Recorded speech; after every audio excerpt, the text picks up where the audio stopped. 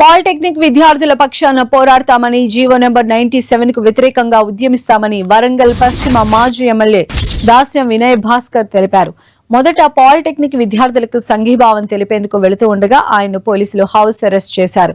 కాంగ్రెస్ ప్రభుత్వం ప్రజాస్వామ్య హక్కుల్ని కాలరాస్తోందని మండిపడ్డారు దాస్యం వినయ్ భాస్కర్. అక్రమ నిర్బంధాలు, అరెస్టులకు భయపడేది లేదన్న వినయ్ భాస్కర్ తో మా ప్రతినిధి K Kumaraswamy face to face.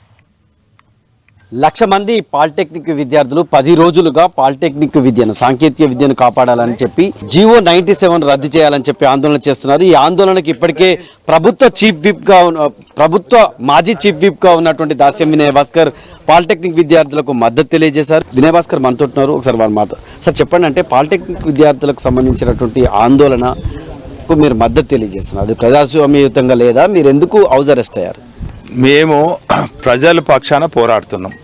మా పార్టీ కార్యాలయాన్ని కూడా జనతా గ్యారేజ్ లాగా పనిచేస్తున్నది. ప్రజలకు ఏ వర్గానికి, రైతులకు సమస్య వచ్చినా కూడా మా కార్యాలయానికి వస్తున్నారు, వారికి మద్దతు తెలుపుతున్నాము. లేక విద్యార్థులకు సమస్య వచ్చినా కూడా మరి వారికి మద్దతు తెలుపుతున్నాం.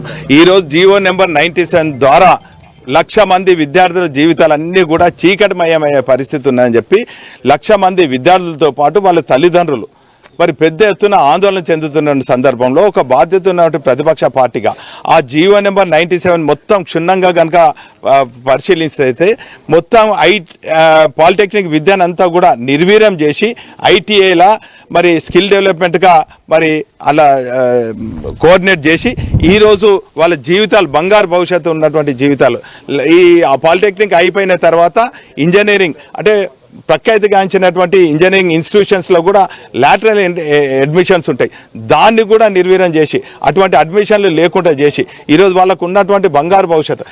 పాలిటెక్నిక్ అయిపోయాక ఇంజనీరింగ్ చేసిన తర్వాత చాలా సెంట్రల్ గవర్నమెంట్, స్టేట్ గవర్నమెంట్లో వాళ్ళకి ఏఈలు, సబ్ ఇంజనీర్గా, ఎలక్ట్రిసిటీ డిపార్ట్మెంట్లో, రైల్వేలో, ఆర్ఎన్బి, ఐబీ డిపార్ట్మెంట్లో అనేక మందికి ఉద్యోగాలు వచ్చినటువంటి పరిస్థితి చూసినాం.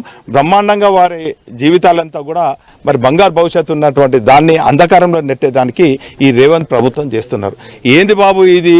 ఈ స్వతంత్రం వచ్చినటువంటి ఈ 10 ఈ నెలల్నే సుమారు 10 సార్లు అరెస్ట్ చేసిండ్రంటే మా పరిస్థితి ఇట్లుంటే ప్రజల పరిస్థితి ఏంది? విద్యార్థులు ఏం చేసిండ్రంటే జీవో నెంబర్ 97 మాకు అడ్డంకిగా ఉన్నది, మా జీవితాలన్నీ కూడా అంధకారం అయ్యేటట్టున్నది, దాన్ని రద్దు చేయమని చెప్పిండ్రు. ఈ శక్తి స్కీమ్ ఏంటంటే ఒక పక్క ఢిల్లీలో ఉన్నటువంటి ఇదే స్కీము పీపీపీ బోర్డులో పెట్టి ఇచ్చేస్తే ఇది అట్టర్ ఫ్లాప్ అని చెప్పి ఢిల్లీలో చెప్తే అది రద్దు చేసుకున్నారు.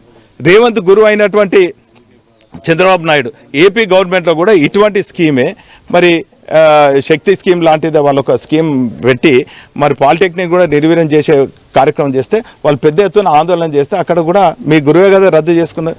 నీకేమైంది? ఎందుకు రద్దు చేసుకుంటలేవు? ఇమ్మీడియట్గా నువ్వు రద్దు చేయాలి. ఖచ్చితంగా కనుక నువ్వు రద్దు చేయకుంటే అడుగున ప్రజల పక్షాన, పాలిటెక్నిక్ విద్యార్థుల పక్షాన మేము ఆందోళన చేస్తాం, పెద్ద ఎత్తున ఉద్యమం చేస్తాం. ప్రజా ఉద్యమాల లోపల నైతిక మద్దతు తెలియజేసేందుకు కూడా బాధ్యతాయుతమైనటువంటి ప్రతిపక్షంగా పాలిటెక్నిక్ విద్యార్థులకి మద్దతు తెలియజేసేందుకు వెళ్తే పోలీసులు అక్రమ అరెస్టులు చేశారు. ఈ అక్రమ అరెస్టులు ప్రజాస్వామ్య యుద్ధాన్ని ఎట్టి పరిస్థితుల్లోనూ ఆపలేవు. ఖచ్చితంగా వాళ్ళకి నైతిక మద్దతు తెలియజేస్తాం. సాంకేతిక విద్యను కాపాడేందుకు శక్తియుక్తులు కూడగట్టుకుని పోరాటానికి మద్దతు తెలియజేస్తామని చెప్పి వినయ్ భాస్కర్ తనకు సంబంధించిన అభిప్రాయం వ్యక్తం చేస్తున్నారు. కెమెరామెన్ సునీల్తో KK 10 TV వరంగల్.